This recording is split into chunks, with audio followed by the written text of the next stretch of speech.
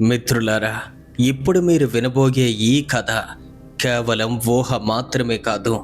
ఇది మేఘాలయలోని ఒక మారుమూల గ్రామంలో జరిగినటువంటి సంఘటన. జీవమూలాల వంతెన అనేక శతాబ్దాల నాటిది. రక్తబలులతో నిర్మించబడింది. ఆ వంతెన కేవలం 2 ఒడ్డులు కలుపుతుంది అని అనుకుంటే చాలా పొరపాటు. అది 2 లోకాలను కలుపుతుంది. జీవితం మరియు మరణానికి మధ్య. సూర్యాస్తమయం తరువాత ఆ వంతెన యొక్క దిశ మారుతుంది. దాన్ని దాటిన వారి యొక్క నీడలు వారిని విడిచిపెడతాయి. వేరే నీడలు వారిని అనుసరిస్తూ ఉంటాయి. అర్జున్ మరియు ప్రియ వివాహమై కేవలం 3 రోజులే అయింది. వారి హనీమూన్ కోసం వారు మేఘాలయలోని చెరపుంచి ప్రాంతాన్ని ఎంచుకున్నారు. ప్రియా ఒక ట్రావెల్ బ్లాగర్. ఆమె ఇన్స్టాగ్రామ్లో 1,00,000 మంది కంటే ఎక్కువ మంది ఫాలోవర్స్ కలిగి ఉంది. అర్జున్, ఈ లివింగ్ రూట్ బ్రిడ్జ్ చూసావా? ఎంత అద్భుతంగా ఉంది. ఇక్కడ మనం తప్పకుండా రీల్స్ తీయాలి అని ప్రియా తన ఫోన్ చూపిస్తూ అంది. వారు షిల్లాంగ్ నుండి ఒక చిన్న గ్రామం వైపుగా ప్రయాణాన్ని ప్రారంభించారు. రోడ్లు క్రమక్రమంగా ఇరుకైపోయాయి. చుట్టూ దట్టమైనటువంటి అడవులు. ప్రతి వంతున పొగమంచు విపరీతంగా కమ్మి ఉంది. ఇక సాయంత్రం 5 గంటలకు వారు నోంగ్బులై అనే ఓ గ్రామానికి చేరుకున్నారు. గ్రామం యొక్క ప్రవేశ దగ్గర ఒక పాత చెక్కబోర్డు ఉంది. హెచ్చరిక: సూర్యాస్తమయం తర్వాత ఈ రూట్ బ్రిడ్జిను దాటవద్దు అని ఉంది. ఇది కేవలం టూరిస్టులు భయపెట్టడానికే అని అర్జున్ నవ్వుతూ అన్నాడు. అలా వారు మరికాస్త ముందుకు వెళ్ళారు. ఇది కేవలం టూరిస్టులు భయపెట్టడానికి మాత్రమే అని అర్జున్ నవ్వుతూ అన్నాడు. వారు నేరుగా గ్రామంలోని ఏకైక హోమ్ స్టే వద్ద బస చేశారు. ఆ ఇంటి యజమాని ఒక 70 ఏళ్ల వృద్ధుడు, కొంగ్ రింగు. అతని ముఖం పూర్తిగా ముడతలతో నిండి ఉంది. అతని కళ్ళు చాలా తీక్షణంగా ఉన్నాయి. ఏదో భయంకరమైన రహస్యాన్ని దాచుతున్నట్టు. మీరు వంతెన చూడటానికి వచ్చారా అని కొంగ్ రింగు స్థానిక కాశీ భాషలో మిళితమైనటువంటి హిందీలో అడిగాడు. అవును, రేపు ఉదయాన్నే మేము అక్కడికి వెళ్తాం అని ప్రియా ఎంతో ఉత్సాహంగా చెప్పింది. ఇక ఆ వృద్ధుని ముఖం గంభీరంగా మారిపోయింది. అయితే మీరు ఖచ్చితంగా ఒక నిబంధన పాటించాలి. సూర్యోదయం తరువాత మాత్రమే వెళ్ళండి. తిరిగి సూర్యాస్తమయానికి ఎట్టి పరిస్థితుల్లోనూ ఇక్కడికి రావాలి. ఎలా అయినా సరే రాత్రివేళ అక్కడ ఉండకూడదు. ఎందుకు? అక్కడేమైనా ప్రమాదం ఉందా అని అర్జున్ కొంచెం వ్యంగ్యంగా అడిగాడు. ఇక ఆ వ్యక్తి కిటికీ వైపుగా చూశాడు. బయట నెమ్మదిగా చీకటి దిగటం ప్రారంభమైంది. ఆ వంతెన అది సాధారణమైన వంతెన కాదు. 400 ఏళ్ల క్రితం మా పూర్వీకులు దాన్ని నిర్మించారు. కానీ దాని యొక్క నిర్మాణం కోసం చెట్ల యొక్క మూలాలను మాత్రమే ఉపయోగించలేదు. అతను అక్కడే ఆగిపోయాడు. మెల్లగా అతని పెదవులు కూడా వణకటం మొదలైంది. అంటే మీరేం చెప్తున్నారు? చెట్లు మాత్రమే ఉపయోగించడం లేదు అంటే ఇంకా ఏం ఉపయోగించారు అని ప్రియా మరికొంచెం ఆసక్తితో అడిగింది. రక్తం, మానవ రక్తం. ప్రతి పౌర్ణమి రాత్రి గిరిజన పూజారులు ఓ కన్యకను బలి ఇచ్చేవారు. తన రక్తం మరియు ఆత్మ, ఆ మూలాలు దానిలో కలిసిపోయాయి. ఇక ఆ వంతెన అప్పటి నుండి చాలా బలపడింది. కానీ దానికంటూ ఒక మూల్యాన్ని చెల్లించాల్సి ఉంటుంది అని ఎంతో తీక్షణంగా చెప్తూ ఉంటే, ఇవన్నీ కూడా మూఢనమ్మకాలు అని అర్జున్ కొంచెం తిరస్కారంగా నవ్వటం మొదలుపెట్టాడు. నమ్మకాల? ఆ వృద్ధుడు లేచి అతని దగ్గరకొచ్చాడు. అయితే కొన్నాళ్ళ క్రితం నా సొంత కొడుకు, సరిగ్గా 15 ఏళ్ళ క్రితం, అతను కూడా మీలాగే అనుకున్నాడు. ఒక రాత్రి ఎంత చెప్పినా వినకుండా ఆ వంతెన దాటాడు. తిరిగి వచ్చేటప్పుడు వాడులానే లేడు. అర్థం కాలేదు అని ప్రియా కొంచెం ఇబ్బందిగా మారుతూ అడిగింది. అతని శరీరం తిరిగొచ్చింది, కానీ అతని నీడ లేదు. బదులుగా వేరే ఒక స్త్రీ నీడ అతన్ని అనుసరించింది. అవును, అది స్త్రీ నీడ. పొడవాటి జుట్టుతో ప్రతి రాత్రి కూడా పెరుగుతూ ఉండేది. చివరికి అది అతన్ని పూర్తిగా మింగేసింది. ఆ గది అకస్మాత్తుగా చల్లగా మారినట్టయింది. అతను ఇప్పుడెక్కడున్నాడు అని అర్జున్ అడిగాడు. ఇప్పుడు అతని స్వరంలో వెక్కిరింతలేదు. ఎందుకంటే ఆ మాట చెప్పిన తర్వాత అర్జున్లో కూడా ఏదో తెలియని కొద్దిపాటి భయం అయితే మొదలైంది. ఇక వెంటనే ఆ వ్యక్తి కిటికీ వైపుగా చూపించాడు. అక్కడ ఆ వంతెన దగ్గర ప్రతి రాత్రి అక్కడే అతను నిలబడి ఉంటాడు. ఇతరులు పిలుస్తూ ఉంటాడు. చీకటి వంతెనను దాటమని ఆహ్వానిస్తూ ఉంటాడు. అంటే మీ అబ్బాయి కూడా దయ్యంగా మారిపోయాడా? అవును, దానిలో ఇంకా సందేహమేముంది?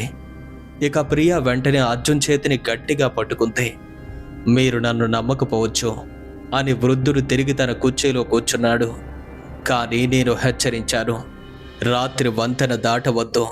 ఎందుకంటే రాత్రి వంతెన యొక్క దిశ మారుతుంది. మీరు ఒకవైపు నుండి ప్రవేశిస్తారు, కానీ మీరు బయటకు వచ్చే వైపు అది ఖచ్చితంగా ఈ లోకం మాత్రమే కాదు. ఆ రాత్రి ప్రియాకు అస్సలు నిద్ర పట్టలేదు. కిటికీ బయట ఏదో శబ్దమైతే వినిపించింది. ఇక మెల్లగా లేచి కిటికీ దగ్గరికి వెళ్ళింది. చంద్రుడు మేఘాల వెనుక దాగిపోయాడు. కానీ ఆ మసక వెలుతురులో ఆమె ఎవరో ఒకరు ఆ గ్రామానికి చివర్లో నిలబడ్డాన్ని చూసింది. అక్కడ ఒక వ్యక్తి నిశ్చలంగా అడవి దిశగా చూస్తూ మరియు ఆశ్చర్యకరంగా కనిపించాడు. ఇక అప్పుడే అతని వెనుక నుంచి 2 నీడలైతే పడుతున్నాయి. అవి కూడా స్పష్టంగా కనిపిస్తున్నాయి. ఒకటి అతనిదే, రెండవది పొడవాటి జుట్టుతో ఉన్నటువంటి ఓ స్త్రీ ఆకారం. ప్రియ వెంటనే భయంతో కేక వేసి వెనక్కి తొలగింది. ఆ రాత్రి ఆ విధంగా గడిచింది. మరుసటి రోజు ఉదయం 10 గంటలకు అర్జున్ మరియు ప్రియ వంతెన వైపుగా ప్రయాణాన్ని ప్రారంభించారు. స్థానిక గైడ్ బాలంగ్ వారితో పాటు వచ్చాడు. అతను 25 ఏళ్ల యువకుడు. చాలా తెలివిగా మాట్లాడుతున్నాడు. అడవిదారి నిటారుగా జారేదిగా ఉంది. 2 గంటల ట్రెక్ తర్వాత వారు ఒక లోయలోకి దిగారు. ఇక అక్కడ ఒక వేగంగా ప్రవహించే నదికి అడ్డంగా ఆ వంతెన ఉంది. ఓ మై గాడ్ అని ప్రియ ఆశ్చర్యంతో ఊపిరి పీల్చుకుంది. చూడటానికి ఆ వంతెన నిజంగానే చాలా అద్భుతంగా ఉంది. పెద్ద బన్యాన్ చెట్ల యొక్క మూలాలు అల్లిన తాడుల్లా ఒక ఒడ్డు నుండి మరో ఒడ్డుకు విస్తరించి ఉన్నాయి.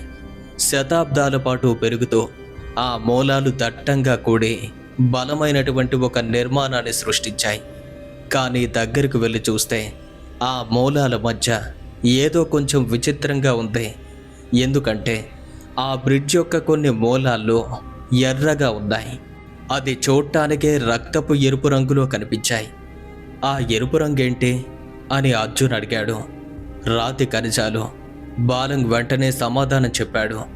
కానీ అతని కళ్ళు మాత్రం అబద్ధం చెప్తున్నట్టుగా ఉన్నాయి. ఇక ప్రియ వెంటనే తన కెమెరాను సిద్ధం చేసుకుంది. అర్జున్, నువ్వు ఆ వంతెన మధ్యలో నిలబడు, నేను నీకు వీడియో తీస్తాను అంది. ఇక తరువాత 2 గంటలు వారు ఫోటోలు మరియు వీడియోలు తీశారు. ఆ వంతెన నిజంగా చాలా దృఢంగా ఉంది. ఆ మూలాల యొక్క అడుగుల క్రింద కొద్దిగా కదులుతున్నట్టుగా ఉన్నాయి. కానీ వంతెన మాత్రం చాలా బలంగానే ఉంది. చాలా భద్రంగా అనిపించింది. దిగువ ఉన్నటువంటి ఆ నది చాలా వేగంగా ప్రవహించింది. అడ్డంగా రాళ్లకు ఢీకొట్టుద్ది. అయితే ఈ వంతెన కట్టి ఎన్నాళ్ళై ఉండొచ్చు అని ప్రియ బాలంగిని అడిగింది. 400 ఏళ్ల పైనే అవుతుంది. దీన్ని మా పూర్వీకులు నిర్మించారు అని కొంగరింగు చెప్పినట్టుగానే అతను కూడా చెప్పారు. ఇక ఆ వ్యక్తి కూడా ఆ బలుడు గురించి అన్నింటి గురించి చెప్పాడు.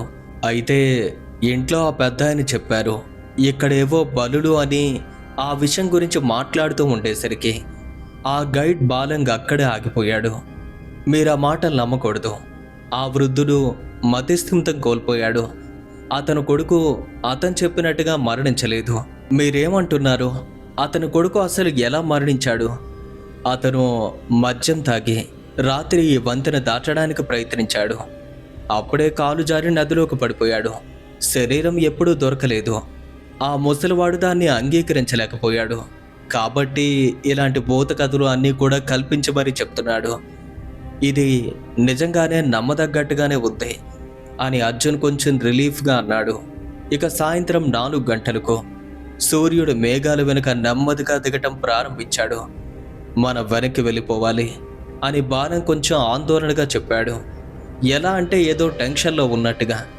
కొంచెం ఆగండి, ఇదే చివరి రీల్ అని ప్రియ అందే. సూర్యాస్తమయ వెలుగులో ఆ వంతెన నిజంగానే చాలా అద్భుతంగా కనిపించింది. లేదు, మనం ఇప్పుడే వెళ్ళిపోవాలి అని బాలంగ్ దాదాపుగా అరిచినట్టుగా చెప్పాడు. కానీ ప్రియ ఇప్పటికే తాను వంతెన మీద ఉంది. తన ఫోన్ సెటప్ చేస్తూ ఉంది. ఇక అకస్మాత్తుగా ఎక్కడి నుండో ఓ పెద్ద గాలి వీచింది. చల్లగా, ఎలా అంటే అసహజమైనటువంటి గాలి. అడవిలోని పక్షులన్నీ ఒక్కసారిగా నిశ్శబ్దమయ్యాయి. ఆ ప్రాంతమంతా ఓ రకంగా మారిపోతుంది. అలాగే నెమ్మదిగా సూర్యుడు మేఘాల వెనుక అదృశ్యమవుతున్నాడు. త్వరగా త్వరగా రండి అని బాలంగ్ ప్రియాను లాక్కోవటానికి పరిగెత్తాడు. కానీ ఆ క్షణంలోనే ఒక్కసారిగా ప్రియా క్రిందకు వంగి చూసింది. ఆ వంతెన మీద తన నీడ పడింది. కానీ ఆమె నీడ సరిగ్గా ఉందా? లేదు.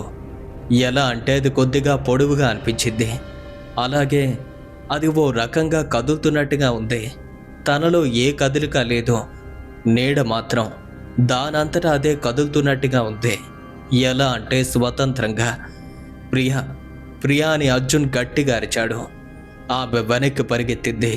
ఇక ముగ్గురు ఒక్కసారిగా ఒడ్డుకు చేరుకున్నారు. ఊపిరి బిగబట్టారు. మీరు చాలా అదృష్టవంతులు అని బాలంగ్ తల ఊపుతూ అన్నాడు. ఇంకొక నిమిషం కనుక ఉంటే ఏమవుతుంది అని అర్జున్ అడిగాడు. బాలంగ్ ఏమీ సమాధానం చెప్పలేదు. కానీ అతను వంతెన వైపుగా చూశాడు. ఆ చీకట్లో వంతెన యొక్క మూలాలు కొద్దిగా కదులుతున్నట్టుగా ఉన్నాయి. ఎలా అంటే పైకి కిందకి, పల్సింగ్లా. అంటే ఎవరైనా శ్వాస తీసుకుంటే ఎలా ఉంటుంది, ఇలా పైకి క్రిందికి వెళ్తాయి కదా, ఎగ్జాక్ట్గా అలానే. అంటే అది శ్వాస తీసుకోవటం మొదలుపెట్టింది. వారు వెంటనే తిరిగి గ్రామానికి చేరుకున్నారు. ఇక దారిలో ప్రియాకి ఏదో కొంచెం వింతగా అనిపించింది. ఎలా అంటే తన వెనుక భాగం అంతా కూడా చల్లగా ఉంది. ఎవరో తన వైపు మంచు శ్వాసను వదులుతున్నట్టుగా అనిపించింది. తన వెనుక నుండి ఏదో చల్లని గాలి తనకు దగ్గరగా వచ్చి తాకుతూ వెళ్తున్నట్టు అనిపించింది. ఆమె ఒక్కసారిగా వెనక్కి తిరిగి చూసింది. అక్కడ ఎవ్వరూ లేరు.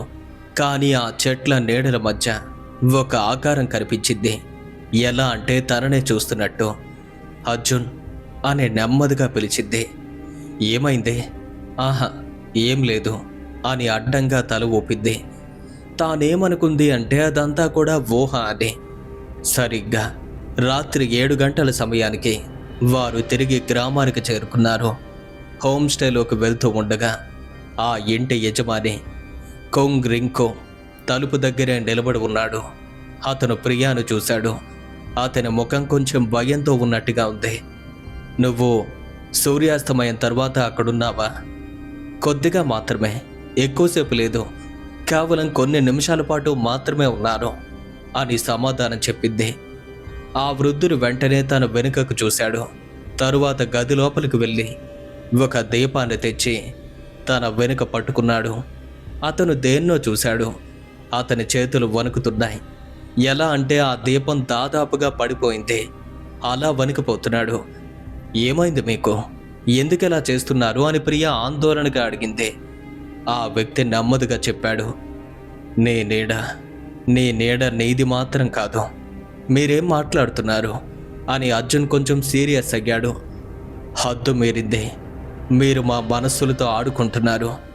కానీ కొంగరింకో నిశ్శబ్దంగా ప్రియాను గది లోపలికి తీసుకువెళ్ళాడు. అక్కడే ఒక పెద్ద అద్దం ఉంది. అతను ఆమెను అద్దానికి ఎదురుగా నిలబెట్టి ఆ దీపాన్ని వెనుక పట్టుకున్నాడు. ఇక అప్పుడే ప్రియా తన ప్రతిబింబాన్ని చూసింది. సాధారణంగా కనిపించింది. కానీ తన యొక్క నీడ, గోడపై ఆమె నీడ.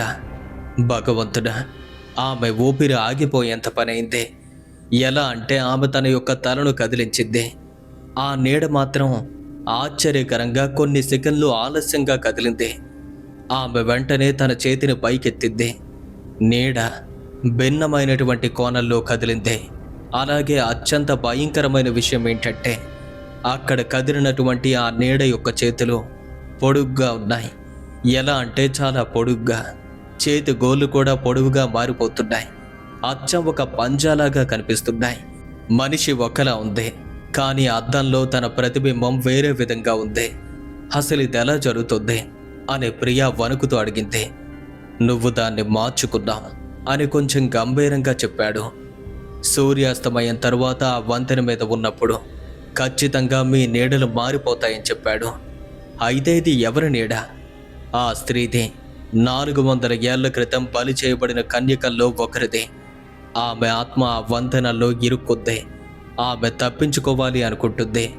కాబట్టి సూర్యాస్తమయం తరువాత ఎవరైతే అక్కడ ఉంటారో వారిని పట్టుకుంటుంది, జీవాన్ని దొంగిలిస్తుంది. అర్జున్కి ఆ మాటలు అస్సలు నమ్మబుద్ధి కాలేదు. ఇదంతా కూడా అబద్ధం, మీకు పిచ్చెక్కినట్టుగా ఉంది, ఇదంతా కూడా అసంబద్ధంగా ఉంది. కానీ ప్రియాకు మాత్రం తనలో ఏదో తేడా అర్థమవుతుంది. ఆమె దేన్నో అనుభవిస్తుంది. ఏదో తప్పుగా ఉంది. తన యొక్క సొంత శరీరం కూడా తనకు కొంచెం విచిత్రంగా అనిపించింది. ఎలా అంటే శరీరంలో వేడి లేదు, చల్లగా అనిపిస్తుంది. అలాగే ఒళ్ళంతా కూడా కొంచెం భారీగా, ఓ రకంగా బరువుగా మారిపోయినట్టయింది. ఆ రాత్రి ప్రియా మరియు అర్జున్ వారి గదిలో ఉన్నారు. అర్జున్ వెంటనే లైట్స్ అన్నీ ఆఫ్ చేశాడు. ప్రియా లైట్స్ ఆఫ్ చేయొద్దు అంటుంది. ఎలా అంటే భయంతో అరుస్తున్నట్టుగా. ప్రియా, ఇదంతా కూడా నీ మనసులో మాత్రమే ఉంది. దయచేసి రెస్ట్ తీసుకో. అనవసరమైన భయాల్ని మనసులో పెట్టుకోవద్దు. అసలు అది ఎలా జరిగిందో నాకు కూడా అర్థం కావటం లేదు. చూస్తుంటే అతను చెప్పినట్టుగా ఈ ముసలివాడు కూడా పిచ్చివాడేమో. కానీ ఎలా నమ్ముతాను చెప్పు? మనం ఖచ్చితంగా అద్దంలో నా నీడను చూశాం కదా. నేను ఒకలా కదులుతూ ఉంటే అదొక రకంగా కదులుతూ ఉంది. అదంతా కూడా అబద్ధం. నువ్వు రెస్ట్ తీసుకో, అన్నీ సెట్ అయిపోతాయి. ఆ తర్వాత మనం నెమ్మదిగా ఇక్కడి నుండి వెళ్ళిపోవచ్చు అని చెప్తున్నాడు అర్జున్. లైట్ మాత్రం ఆన్ చేయలేదు. మొత్తం చీకటిగానే ఉంది. కానీ హఠాత్తుగా ఆ చీకట్లో ప్రియా దేన్నో చూసింది. ఆ కిటికీ ద్వారా వెన్నెల నెమ్మదిగా లోపలికి వచ్చింది. ఆ గోడపైన తన యొక్క నీడ, అది కదులుతున్నట్టుగా కనిపించింది. ఆమెలో కదలిక లేదు. గోడపైన నీడ మాత్రం కదులుతూనే ఉంది. అది నెమ్మదిగా లేచింది. తల తిప్పింది. ప్రియాని చూస్తుంది. ఇక ఆ దృశ్యాన్ని చూసిన ప్రియా భయంతో గట్టిగా కేక వేసింది. ఇక అర్జున్ పరిగెత్తుకుంటూ వెళ్ళి లైట్ వేశాడు. చూస్తే అక్కడ ఏమీ లేదు. అంతా మామూలుగానే ఉంది. తన నీడ చాలా సాధారణంగా కనిపిస్తుంది. ఏమైంది? నా నీడ కదులుతుంది. నాలో ఏ కదలిక లేకపోయినా అది మాత్రం కదులుతూనే ఉంది. ఏదో జరుగుతుంది అంది. అర్జున్ ఆమెను వెంటనే హత్తుకున్నాడు. నువ్వు ఎందుకలా అయిపోతున్నావో నాకు అర్థం కావటం లేదు. నీకు హాలుజినేషన్ ఎక్కువగా ఉంది. ఇప్పటికే చాలా ఆలస్యమైంది. పడుకో, మనకేం కాలేదు. నీకు కూడా ఏమీ కాదు, ఏదో భ్రమ అని చెప్పాడు. తరువాత ప్రియా మెలకుగానే ఉంది. అర్జున్ మాత్రం నెమ్మదిగా నిద్రలోకి జారుకున్నాడు. సరిగ్గా రాత్రి 3 గంటలైంది. గది చాలా నిశ్శబ్దంగా ఉంది. ఇక హఠాత్తుగా తనకేదో వినిపించింది. ప్రియా నెమ్మదిగా కిటికీ దగ్గరికి వెళ్ళింది. అక్కడ ఉన్నటువంటి ఆ కట్టెన్ని కొద్దిగా పక్కకు జరిపింది. బయట చంద్రకాంతిలో ఎవరో నడుస్తున్నారు. ఒక స్త్రీ తెల్ల వస్త్రాలలో పొడవాటి నల్ల జుట్టు వెనక్కి ఎగురుతున్నట్టుగా ఉంది. కానీ తన యొక్క నడక అది మామూలుగా లేదు. తన అడుగులు భూమిని తాకినట్టుగా లేవు. భూమి నుండి కొన్ని అడుగుల ఎత్తులో తేలుతుంది. అలాగే అత్యంత భయంకరమైన విషయం ఏంటంటే తన క్రింద ఏ నీడ కనపట్టలేదు. తనకు అర్థమైంది అది ఖచ్చితంగా మనిషి కాదని. ఆ స్త్రీ అకస్మాత్తుగా ఆగింది. ప్రియా ఉన్నటువంటి కిటికీ వైపుగా తల తిప్పింది. అంతే, తన ముఖం. ప్రియా ఒక్కసారిగా వెనక్కి పడిపోయింది. తన హృదయ స్పందన విపరీతంగా పెరిగింది. తనకి ముఖం లేదు, కేవలం మొత్తం ఖాళీగానే ఉంది. ఎలా అంటే బాగా ఒప్పినటువంటి కుళ్ళిన చర్మం, కనురెప్పలు లేని కళ్ళు, అలాగే నోరు కూడా ఎర్రగా రక్తంలాగా ఏదో కారుతున్నట్టుగా వెడల్పుగా తెరిచినట్టుంది. ఆ స్త్రీ కిటికీ వైపుగా కదలటం ప్రారంభించింది. తేలుతూ నెమ్మదిగా కిటికీ వైపు మరింత ముందుకు వచ్చేస్తుంది. అర్జున్, అర్జున్ అంటూ ప్రియా అతన్ని ఒక్కసారిగా పిలిచింది. అతను లేవలేదు. పరిగెత్తుకుంటూ వెళ్ళి అతన్నైతే లేపింది. అప్పుడే అతను కళ్ళు తెరిచాడు. ఏమైంది? ఏమైంది ప్రియా? బయటెవరో ఉన్నారు, అక్కడెవరో ఉన్నారు అంది. అర్జున్ వెంటనే లేచి కిటికీ దగ్గరికి వెళ్ళి ఆ కట్టెన్ని తీశాడు. అలా చూస్తే బయట ఎవ్వరూ లేరు. మొత్తం ఖాళీగా ఉంది. ప్రియా, ఇక్కడెవ్వరూ లేరు. లేదు, నేను ఆమెను చూశాను. ఒక స్త్రీ ముఖం లేకుండా అదో రకంగా ఉంది. అర్జున్ ఆమెను మళ్ళీ గట్టిగా పట్టుకున్నాడు. నువ్వు అనవసరంగా హాలూసినేట్ చేస్తున్నావు. ఆ ముసలివాడి కట్టుకథలన్నీ కూడా నేను బాగా ఎఫెక్ట్ చేస్తున్నాయి. కానీ అప్పుడే కిటికీ గ్లాస్ మీద ఏదో ఒక మంచు అచ్చయితే ఏర్పడింది. ఆ మంచులో ఒక హ్యాండ్ ప్రింట్ పొడవాటి పలుచని వేళ్లతో అప్పటికప్పుడే కనిపించింది. ఇక దాన్ని చూసిన వెంటనే అతనికి కూడా భయం వేసింది. మరుసటి రోజు ఉదయం ప్రియా అద్దంలో చూసుకుంది. తన ముఖం మారిపోయింది. కళ్ళ క్రింద నల్ల వలయాలు. కానీ అత్యంత భయంకరమైన విషయం, ఆమె కళ్ళ యొక్క రంగు మారింది. ఎలా అంటే కుడి కంటిలో కొద్ది తేడా కనిపిస్తుంది. ఓ రకంగా ఆ కన్ను ఉంది, ఎడమ కంటి కంటే భిన్నంగా. అర్జున్, ఒకసారి నా కళ్ళు చూడు అని అంది. అతను చూశాడు. తనకైతే సాధారణంగానే కనిపిస్తున్నాయి. లేదు, ఒక్కసారి రైట్ సైడ్లో ఉన్నటువంటి ఈ కంటి వైపుగా చూడు అని అంది. అర్జున్ కొంచెం దగ్గరగా వెళ్ళి చూశాడు. ప్రియా, ఇది కేవలం లైటింగ్ వల్ల మాత్రమే ఇలా అనిపిస్తుంది. కావాలంటే చూడు, నీ మీద ఈ లైటింగ్ పడుతుంది అని కిటికీని మూశాడు. అప్పుడు నార్మల్గా ఉంది. నువ్వు అనవసరంగా ఓవర్ థింక్ చేస్తున్నావు. కానీ ప్రియాకైతే నమ్మబుద్ధి కావటం లేదు. ఏదో తన లోపల ప్రవేశిస్తుంది. ఏదో తనని స్వాధీనం చేసుకుంటుంది. మనం వెళ్ళిపోవాలి, మన వెంటనే ఇక్కడి నుండి వెళ్ళిపోవాలి అని చెప్పింది. కానీ మన హనీమూన్కి ఇంకా 3 రోజులుంది. పర్వాలేదు, మనం ఇప్పుడే ఇక్కడి నుండి వెళ్ళిపోదాము అంటుంది. అర్జున్ తన యొక్క భయాన్నైతే గమనించాడు. అతను కూడా అంగీకరించాడు.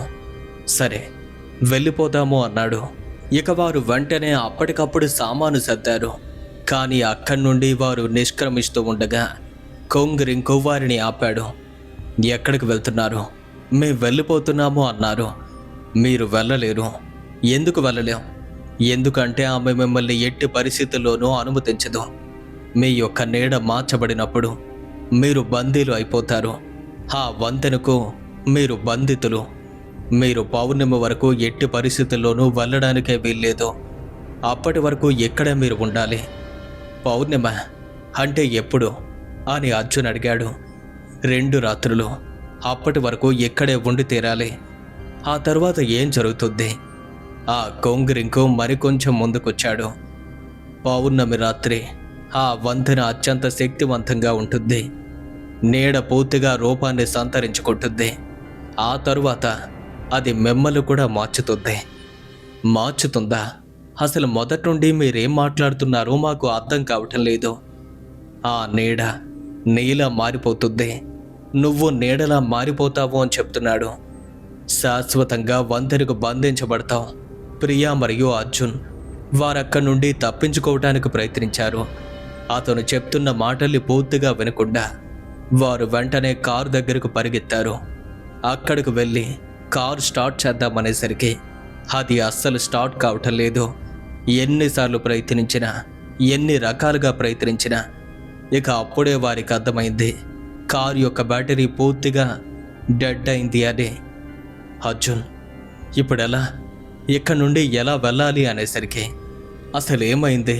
నిన్నటి వరకు బాగానే పనిచేసింది, మరి ఇప్పుడేమైంది? వారు అక్కడి నుండి నడవటానికి ప్రయత్నించారు. గ్రామం నుండి రోడ్డు అడవిలోకి దారి తీస్తుంది. సుమారుగా 1 గంట పాటు నడిచారు. కానీ ఏదో విచిత్రమైన విషయం జరిగింది. వారు ఎంత దూరం వెళ్తున్నా తిరిగి అదే స్థలానికి వచ్చారు. అవే చెట్లు, అవే రాళ్ళు, అదే మార్గం కనిపిస్తుంది. మళ్ళీ మళ్ళీ ప్రయత్నించారు. తిరిగి అక్కడికే వస్తున్నారు. ఇది ఇంపాసిబుల్. మనం ఒకే రూట్లో నడిచాం, కానీ తిరిగి ఎక్కడికే ఎలా వస్తున్నాం? వారు మళ్ళీ ప్రయత్నించారు. వేరే దిశలోకి వెళ్ళారు. కానీ అది కూడా మళ్ళీ గ్రామానికి తీసుకొచ్చింది. ఇక వారికి అర్థమైంది వారు ఇరుక్కున్నారని. ఇక ఆ సాయంత్రం బాలంగ్ వారిని కలవటానికి వచ్చాడు. అతని ముఖం ఏదో తప్పు చేసిన వాడిలా కనిపిస్తుంది. నన్ను క్షమించండి, నేను మీకు ఖచ్చితంగా నిజం చెప్పుండాలి. అతను నెమ్మదిగా చెప్పాడు. కొంగరింకో అతని కొడుకు అన్నారు కదా, అది ఎవరో కాదు, అది నేనే అని చెప్పాడు. ఏం మాట్లాడుతున్నా నువ్వు అని ప్రియా ఒక్కసారిగా షాక్ అయింది. 15 ఏళ్ల క్రితం నేను సూర్యాస్తమయం తర్వాత ఆ వంతెన దాటారు. తాగేమీ దాటలేదు, పందెం కోసం చేశారు. స్నేహితులు సవాలు చేశారు, అందుకే నేను దాటాను. అలాగే తిరిగి వచ్చేటప్పుడు నా నీడ మారిపోయింది. అతను వెంటనే తన యొక్క చొక్కాని తీశాడు. అతని వెనుక భాగంలో ఓ భయంకరమైన గుర్తు ఉంది. ఒక నల్లని మచ్చ లాంటిది స్త్రీ యొక్క హ్యాండ్ ప్రింట్ ఆకారంలో కనిపిస్తుంది. ప్రతి పౌర్ణమి ఆ నీడ బలంగా పెరుగుతుంది. ప్రతిసారి అది నన్ను కొద్ది కొద్దిగా తీసుకుంటుంది. మరికొన్నిసార్లు నేను పూర్తిగా వెళ్ళిపోతాను, ఆమె పూర్తిగా నన్ను స్వాధీనం చేసుకుంటుంది. అసలు నువ్వు మనిషివేనా? నువ్వు మనిషివి అయితే ఇలా ఎందుకు చేస్తావు? కావాలని నన్ను కూడా ఇక్కడ నువ్వు ఇరుక్కునేలా చేశావు అనేసరికి ఇప్పుడు మాట్లాడే సమయం లేదు అని చెప్పాడు. అర్జున్ తనతో మాట్లాడుతున్నాడు. అసలు మనం ఏం చెయ్యాలి, దీని నుండి ఎలా తప్పించుకోవాలి అది నేను ఒంటరిగా చెయ్యలేను, మనమంతా కలిస్తేనే చేయగలుగుతాము అన్నాడు. ఇక వెంటనే బాలం కిటికీ బయటకు చూశాడు. చంద్రుడు దాదాపుగా పూర్ణంగా ఉంది. రేపటి రాత్రి పౌర్ణమి రాత్రి ఆ వంతెన మధ్యలో ఓ రహస్య గది ఉంది. ఆ మూలాల క్రింద అక్కడే అసలైనటువంటి దేవాలయం ఉంది. ఒక బలిపీఠం. ఆ పీఠం మీద 400 ఏళ్లకు సంబంధించిన ఒక పుర్రె ఉంది. మొట్టమొదటిసారి బలైనటువంటి అమ్మాయిది. అయితే మనం ఆ పుర్రెను నాశనం చెయ్యాలి, మంటల్లో కాల్చాలి.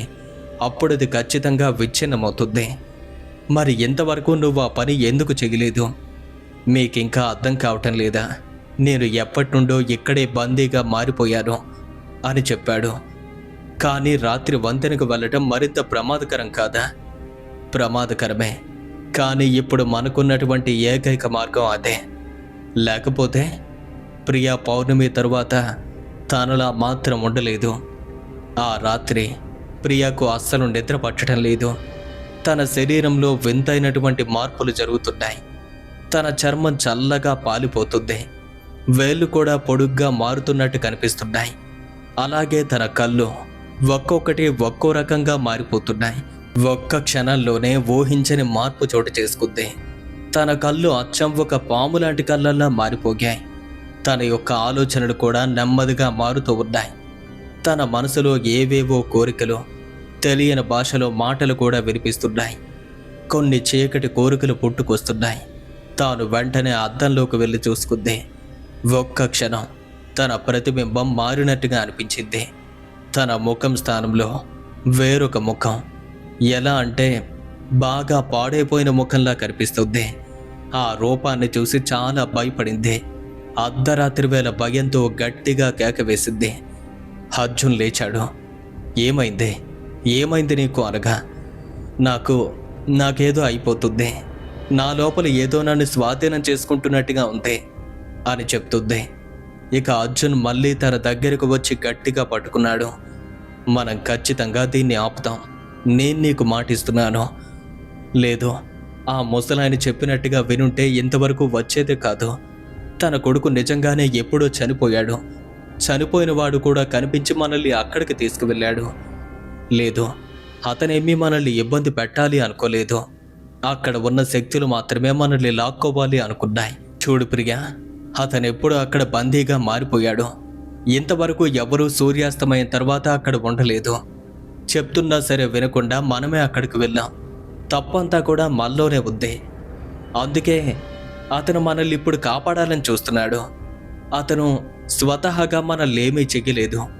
ఏదో గైడ్లా మారి మనతో మాట్లాడాడంతే. మనకేమీ అన్యాయం చేయలేదు కదా.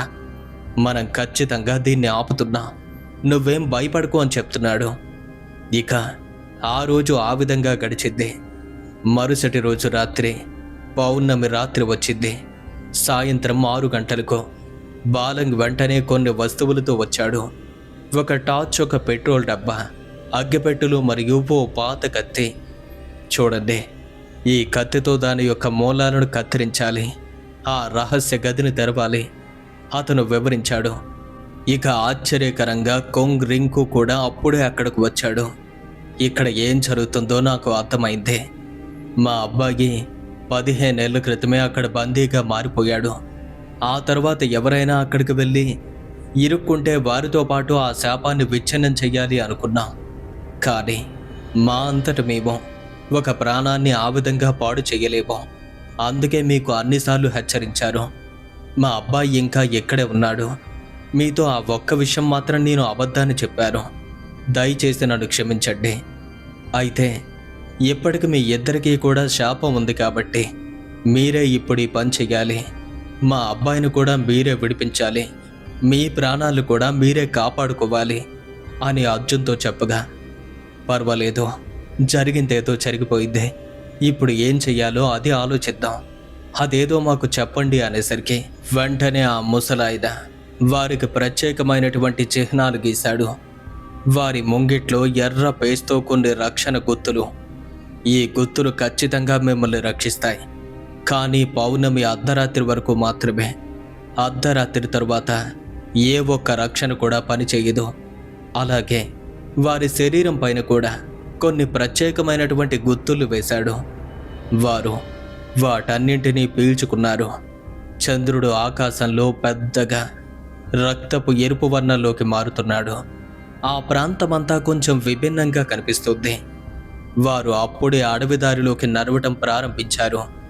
రాత్రి అడవి పూర్తిగా భిన్నంగా ఉంది. చెట్లు పెద్దగానూ భీకరంగానూ కనిపించాయి. శబ్దాలు అసహజంగా వస్తున్నాయి. చుట్టూ ఓ వింతైనటువంటి మార్పు కనిపిస్తుంది. సరిగ్గా ఓ గంట పాటు నడిచాక వారు నెమ్మదిగా లోయలోకి చేరుకున్నారు. ఇప్పుడు వారి ఎదురుగా వంతెన కనిపించింది. పగటిపూట అది అందంగా కనిపించింది. కానీ ఈ రాత్రి ఆ పౌర్ణమి వెలుగులో అది భయంకరంగా ఉంది. దాని యొక్క మూలాలు నల్లగాను కొంచెం అదో రకంగా కనిపిస్తున్నాయి. ఎలా అంటే కదులుతున్నట్టుగా ఉన్నాయి. అవును, ముందుగా మీకు చెప్తున్నట్టుగా పల్సింగ్, శ్వాస తీసుకుంటూ బ్రతుకుతున్నట్టుగా ఉన్నాయి. అలాగే వంతెన యొక్క దిశ ఆ కొంగరింకు చెప్పినట్టు రాత్రి నిజంగానే మారిపోయింది. పగటిపూట అది తూర్పు పశ్చిమ దిశలో ఉంది.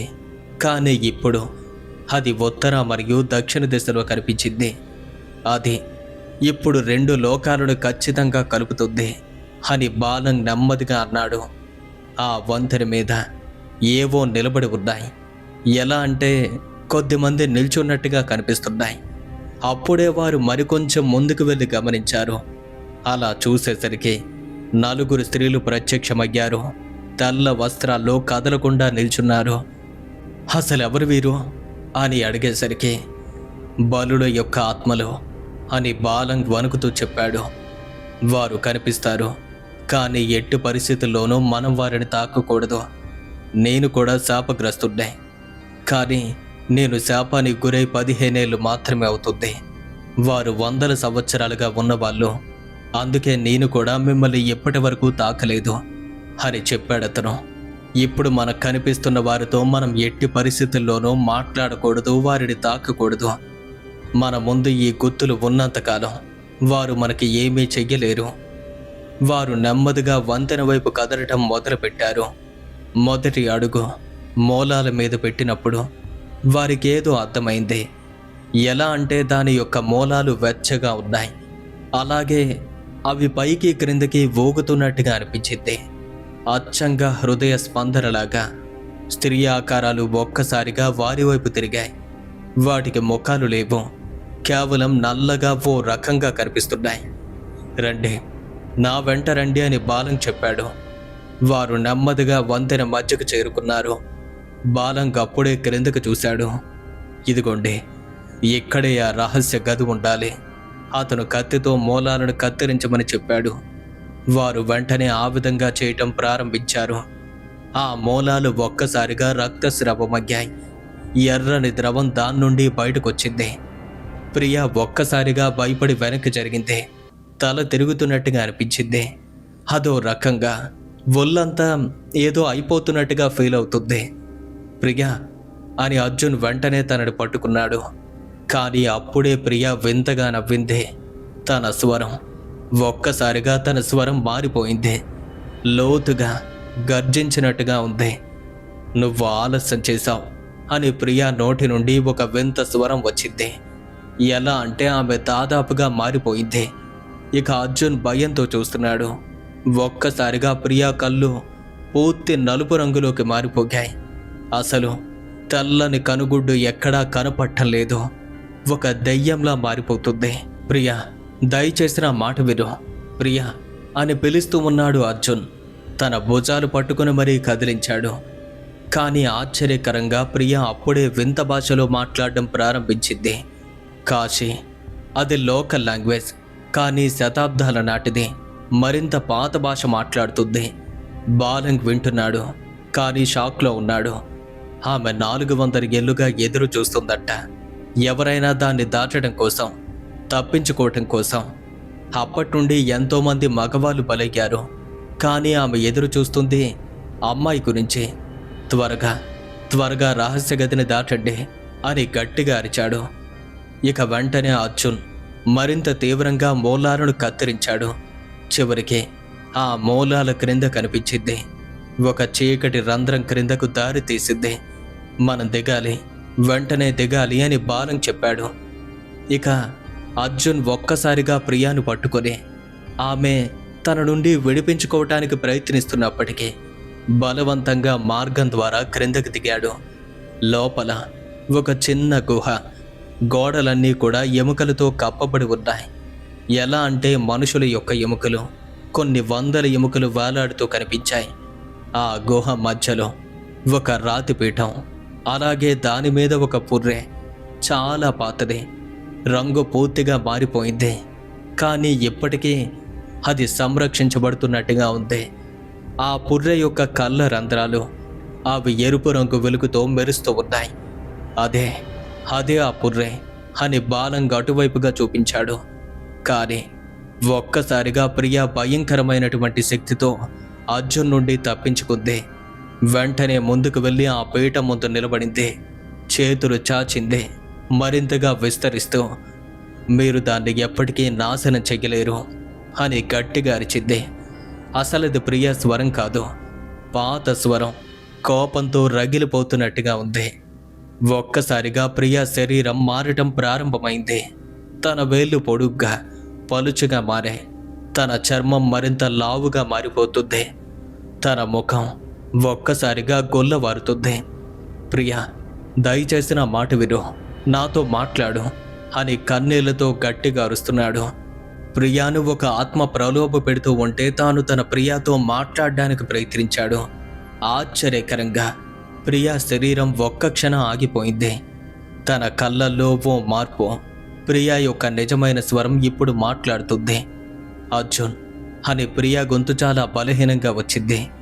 చెయ్యి అర్జున్, చెయ్యి, ఇప్పుడు చెయ్యి అని చాలా బలహీనంగా మాట్లాడుతుంది.